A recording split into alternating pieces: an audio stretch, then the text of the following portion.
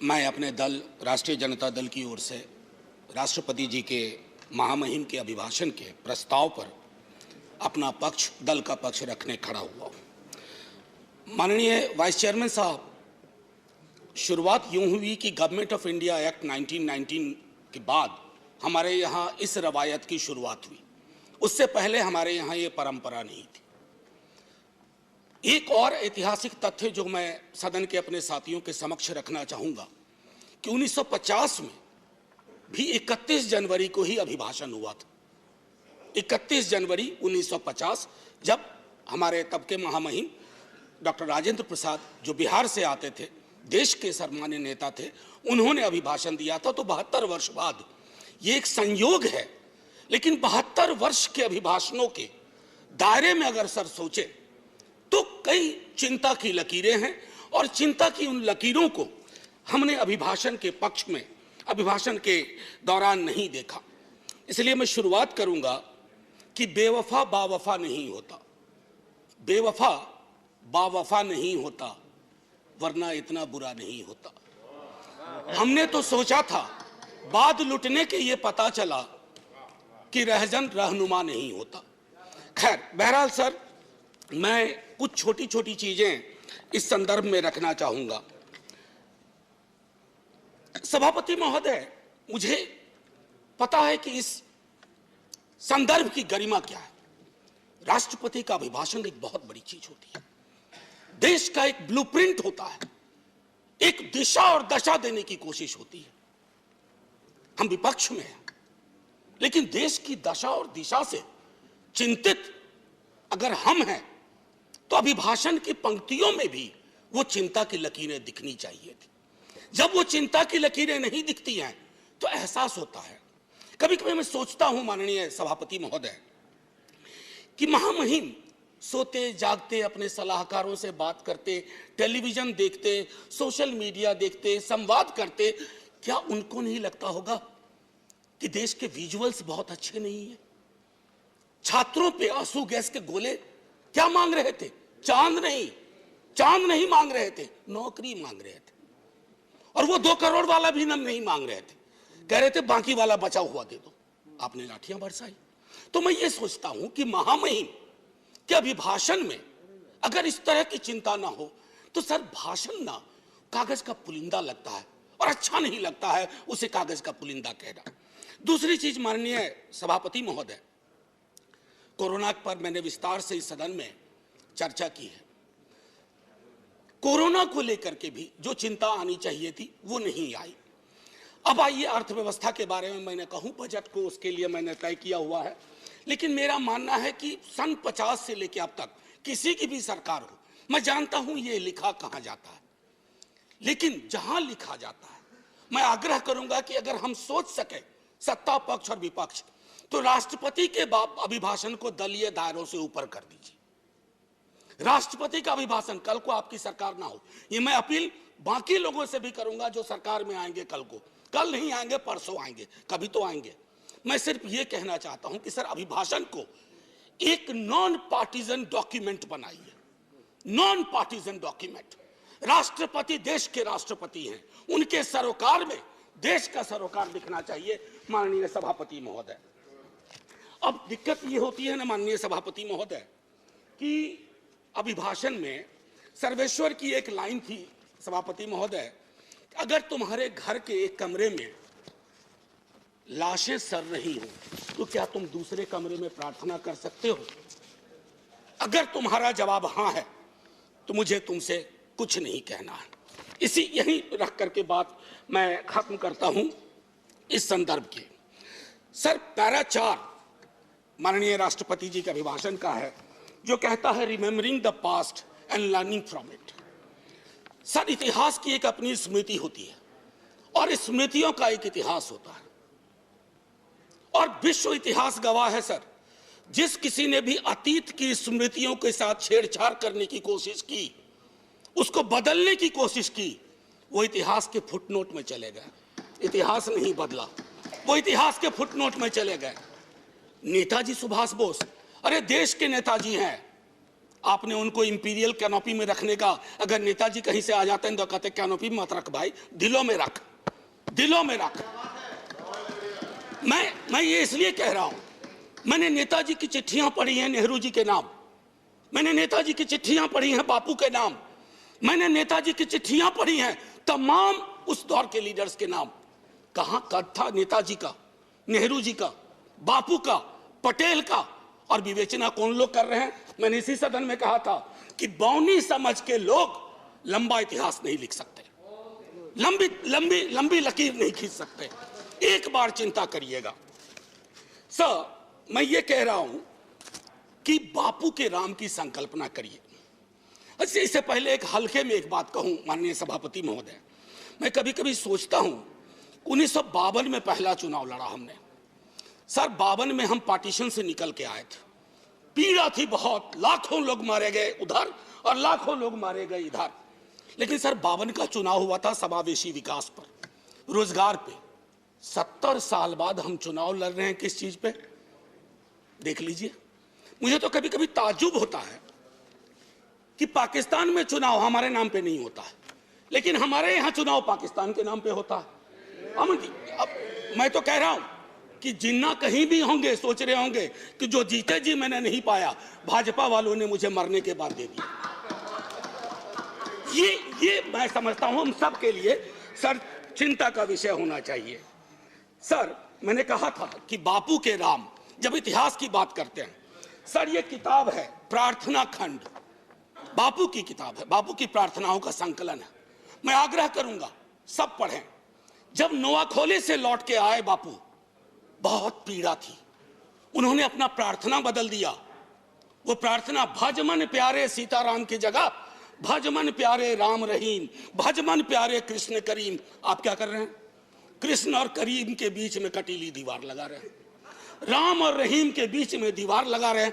ये दीवारें आज हो सकता है ताली दिलवा रही हो, आप मिट जाएंगे, ये दीवारें भी मिटेंगी, वक्त वक्त की बात है।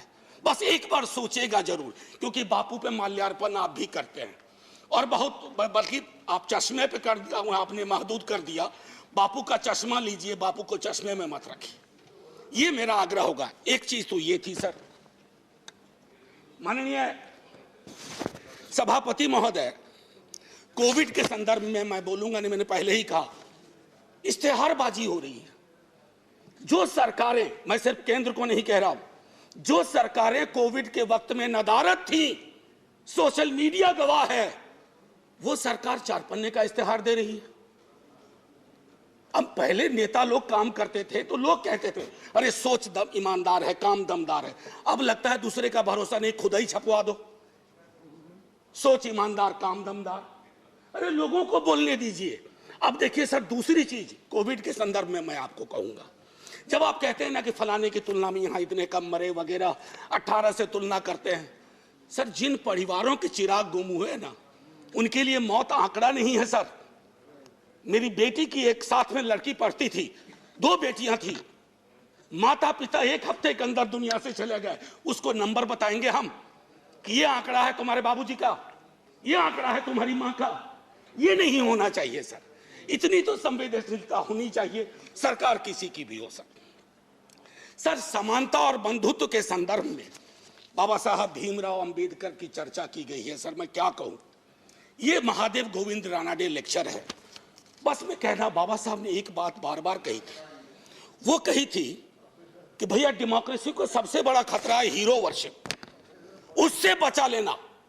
लेकिन हमने क्या किया है, पूरी की पूरी डेमोक्रेसी को हीरो वर्शिप में तब्दील की है।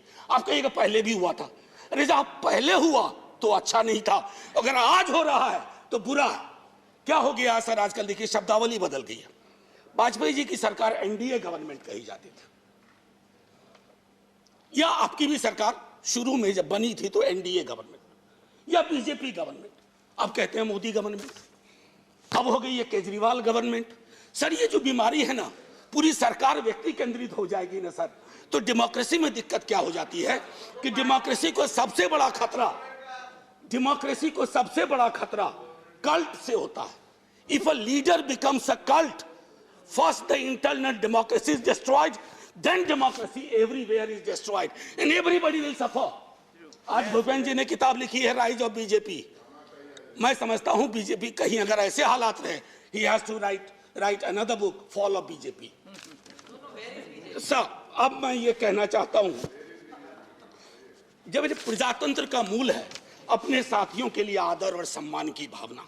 प्रोफेसर जी, सुनने में बहुत अच्छा लगता आपका टाइम। सर मैं बस एक आध 2 मिनट लूंगा, उससे ज्यादा नहीं। सर मैं ज्यादा वक्त नहीं लूंगा, इसलिए भी कि वक्त भी अच्छा नहीं चल रहा है। सर माननीय महामहिम कहते हैं प्रजातंत्र का मूल है अपने साथियों के लिए आदर और सम्मान की भावना। मैं आग्रह करूंगा सबों से, सिर्फ आपसे नहीं, हमारी शब्दावली क्या हो गई है एक दूसरे के लिए। हम युद्ध की शब्दावली का इस्तेमाल करते हैं, हम चुनाव लड़ते हैं एक दूसरे के खिलाफ। किस तरह की शब्दावली का बिहार चुनाव में प्रयोग हुआ और किस तरह की शब्दावली का अभी चुनावों में प्रयोग हो रहा। अरे चुनाव कोई जीते, कोई देशद्रोही नहीं है इस देश में। हमारे आपकी संकल्पना में फर्क हो सकता है।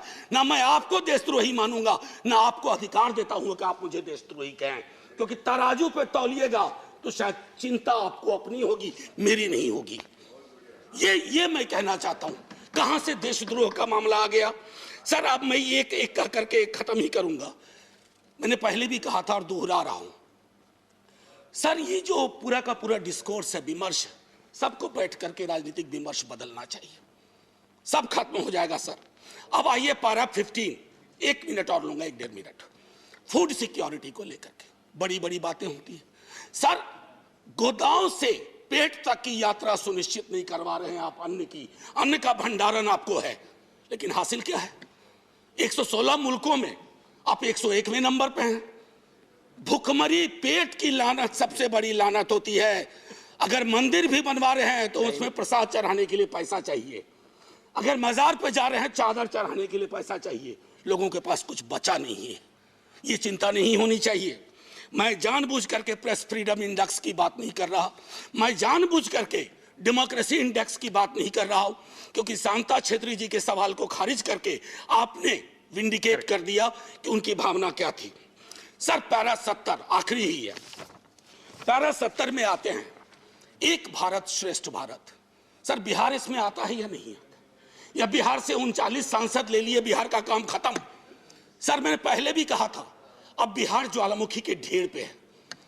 लालू जी के टाइम से उस सदन में बात शुरू हुई, फिर राबड़ी जी हमारे मुख्यमंत्री, अभी नेता प्रतिपक्ष मुख्यमंत्री नीतीश कुमार जी और पूरा भी भाजपा का बिहार विधानमंडल दल हाथ जोड़ के प्रधानमंत्री जी से कहा कि प्रधानमंत्री जी बिहार को विशेष राज्य का दर्जा दीजिए। ये खैरात नहीं है। बिहार नहीं तरक्की करेगा तो देश की तरक्की में कभी 4 चांद नहीं लगेंगे, 2 चांद छूट जाया करेंगे, क्योंकि वो दोनों चांद पूर्वांचल से आएंगे। इसका आपको ध्यान रहे। सर मैं एक आखिरी कहूंगा, चंद्रशेखर जी के साथ बहुत लोगों ने काम किया है। उन्होंने एक बात कही थी बड़ी मार्मिक, रहबरी के सवाल में।